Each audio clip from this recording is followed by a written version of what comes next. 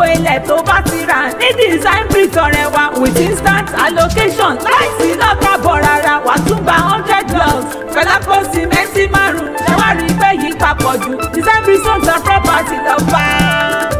Kí gbogbo wa lè di landlord káyé gbèdé òyìnbó wọ́n sọ lé kíkọ́ di rọrùn tètè lọ rí wọn ọ̀rẹ́ wa o lè pè wọ́n sí nọ́mbà yìí